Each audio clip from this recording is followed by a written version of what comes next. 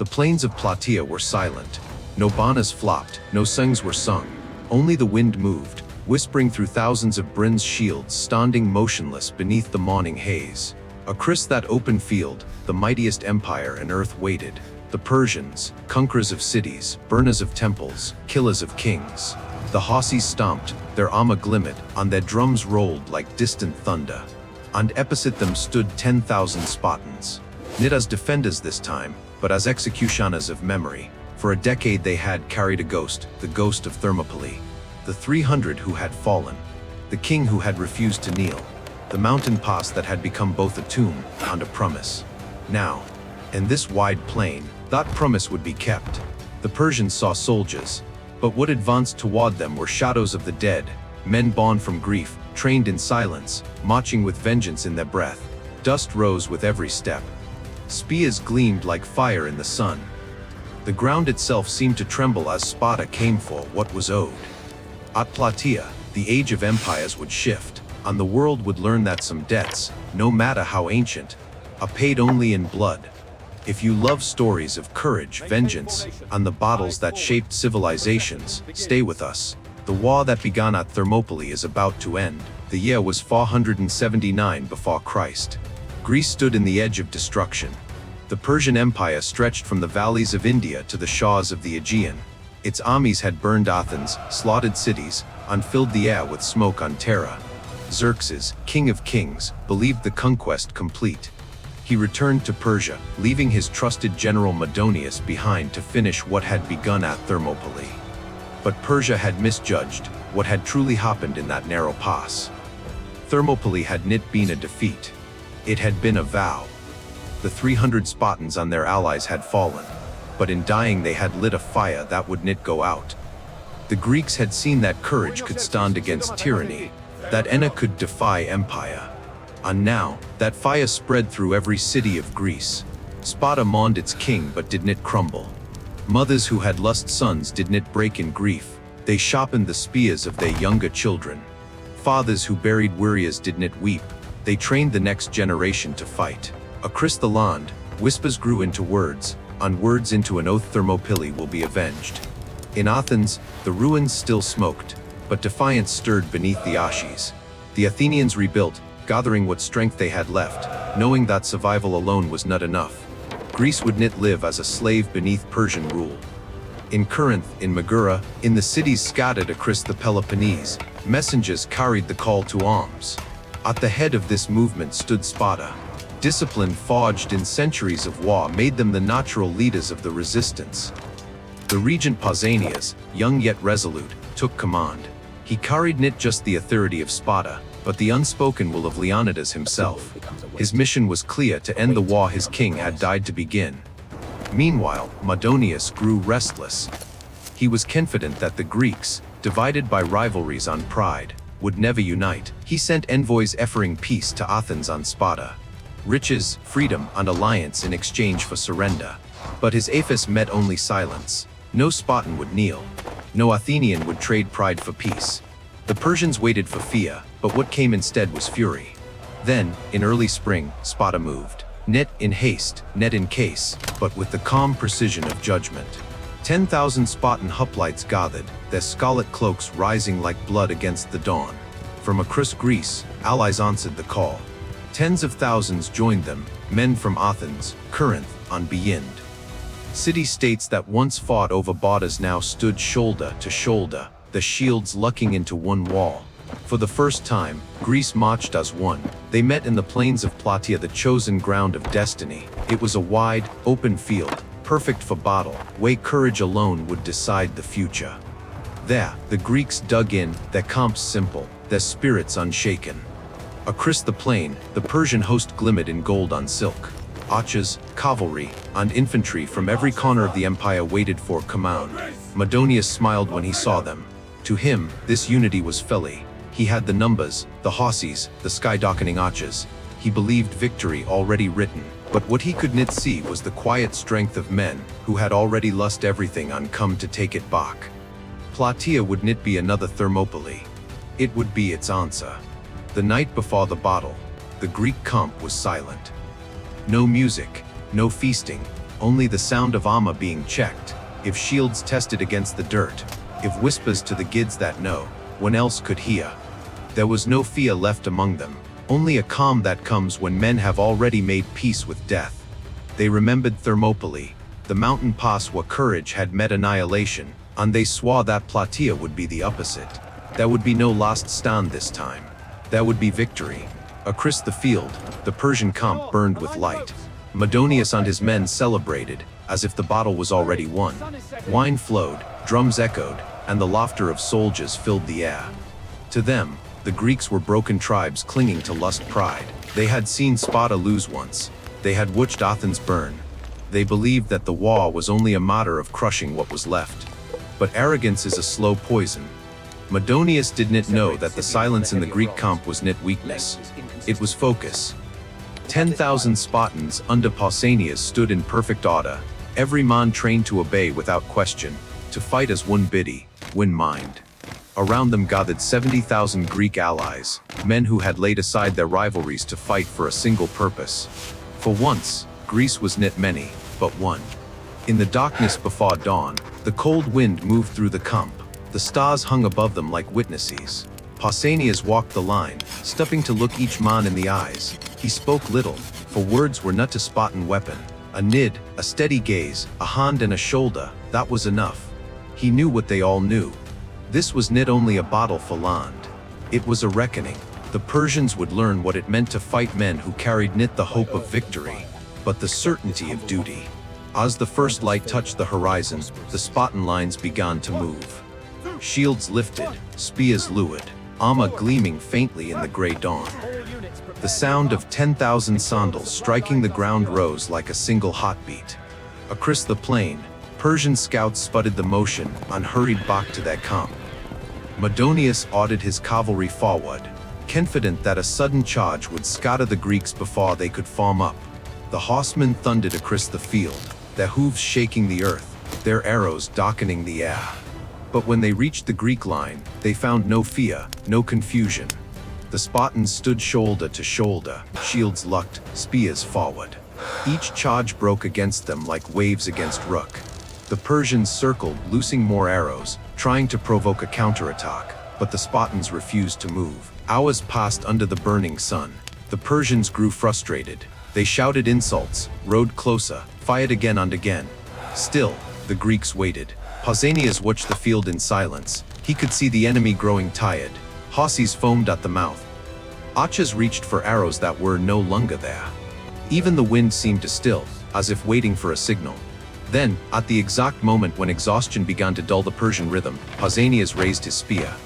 It was the smallest motion, yet it rippled through the Greek ranks like lightning. The line began to advance. Nit running, nit shouting. Just a steady, relentless march. Spears leveled, shields up, eyes fixed forward. Across the field the Persians tried to regroup. The cavalry turned, desperate to strike again, but their strength was gone. They hit the Spartan wall and shattered. Brins met flesh, and the rhythm of the battlefield changed. The quiet patience of the Greeks transformed into thunder. Spears thrust, shields crashed, and the dust rose so thick it turned day to twilight. The Persians fell back, confused and disoriented, unable to understand why the enemy they had micked for waiting now moved with such precision and power. For the first time, fear touched their hearts. They began to realize that this was not the same Greece they had faced before. The men before them were not fighting to survive. They were fighting to balance the scales of history. The moment the Spartans advanced, the field of Plataea erupted into chaos. Persian drums thundered, horns blared, and orders shouted in a dozen languages clashed in the head air. Archers scrambled to form ranks, cavalry wheeled in panic, and Mardonius, confident yet irritated, rode forward to see what was happening. He still believed his numbers would carry the day. But war is not a contest of numbers. It is a test of will. The Spartan right wing moved with perfect precision, their bronze shields overlapping like scales of a single creature. They did not run. They did not cry out. Their silence was more terrifying than any roar. Every step forward was measured, inevitable, unstoppable. The Persians launched a new assault. Their arrows darkened the sun, the cavalry swept from both flanks, but the Greek line did not break. When arrows struck, shields absorbed them. When cavalry charged, spears reached out like a fist of iron. The battlefield shook with the collision of empires, yet in the heart of that storm, the Spartans moved with chilling calm. Mardonius sent his elite guard forward, men wrapped in armor of gold and silver, warriors from the far reaches of the empire. They shouted in strange tongues, waving banners heavy with jewels, but their splendor was their weakness. The Spartans met them not with beauty, but with discipline. Bronze crushed silk, iron pierced gold. The sound of combat became a grinding roar, the kind that eats away at courage. Persian commanders screamed for order, but no one listened. Amid the confusion, Pausanias saw his moment. He shifted the Spartan right wing, not toward the enemy front, but toward the Persian center, where Mardonius commanded from atop his white horse. It was a move that would echo through history, when later mirrored by Alexander the Great himself. The Spartans were not trying to break the army. They were trying to kill its heart. Mardonius realized too late what was happening. He ordered his personal guard to hold, but the Spartan line came in like a living wall. Spears thrust, shields slammed, and men vanished beneath the press of bronze on dust. For a moment, the battle swirled in madness, shouting, screaming, the crack of spears, the ring of metal. Then one Spartan, seeing Mardonius raised high in his horse, hurled his spear. It flew through the haze of battle and struck with a sound that silenced the field. Mardonius fell. The white horse reared, blood splashing across its flanks. The Persian commander crashed to the earth, and with him fell the will of the empire.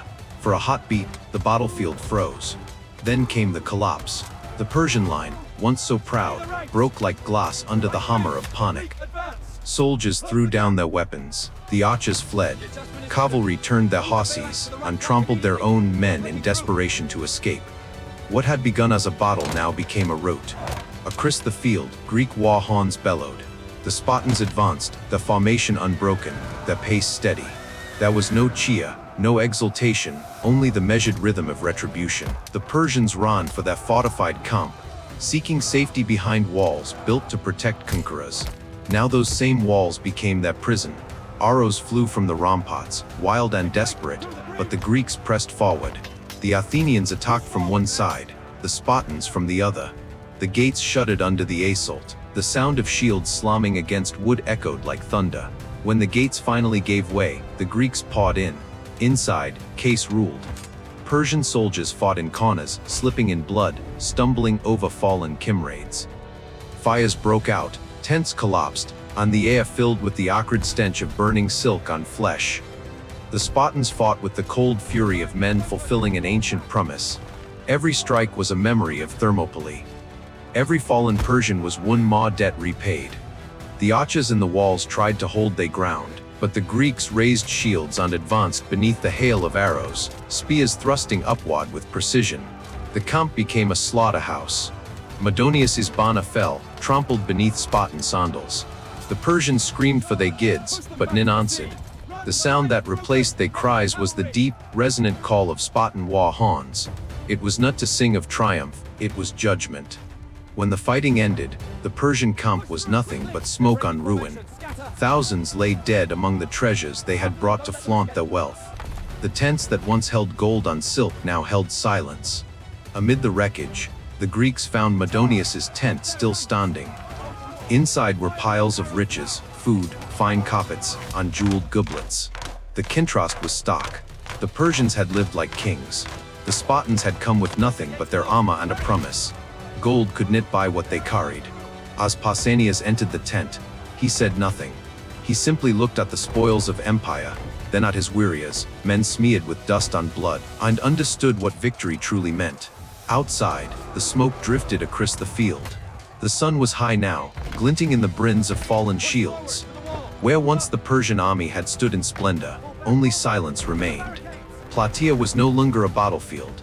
It was a graveyard of pride. Greece had done the impossible. The invasion that began with fire and arrogance ended here in ashes and humility. When the dust settled over Plataea, the world seemed to exhale. The mightiest army of the East was gone, shattered not by numbers or gold, but by the will of free men. Across the plain, the Spartans gathered their dead in silence. There were no grand speeches, no celebrations, only the quiet dignity of those who understood the price of victory. The Persians were left where they had fallen, nameless in the mud, the banners burned, the voices silenced. Messengers carried news of the battle across Greece. In Athens, the people wept with relief. In Sparta, mothers who had lost sons did not mourn with sorrow but with pride. They had kept the promise of Thermopylae. King Xerxes, far away in his palace, received the message of defeat. His dream of conquering Greece died that day, along with his best generals on his illusion of invincibility. The world he had tried to command now looked upon him as a man who had been broken by the unbreakable. Plataea was not just the end of a war. It was the beginning of an idea that the strength of a nation lies not in its wealth or numbers, but in the courage of those who defend it. Greece, once divided by rivalry, had stood together and changed the course of history. The Persians had fought for empire. The Greeks had fought for freedom. And freedom endured. Long after the blood had dried and the weapons had rusted, the story of Plataea remained. A story whispered through centuries, reminding the world that even the greatest empires fall when they forget the power of unity and the quest of arrogance. If you believe that courage, sacrifice, and honor are what truly shape history, then stay with us. Because every age, every nation, has its own Plataea, a moment when ordinary people stand against the impossible and remind the world what it means to be free.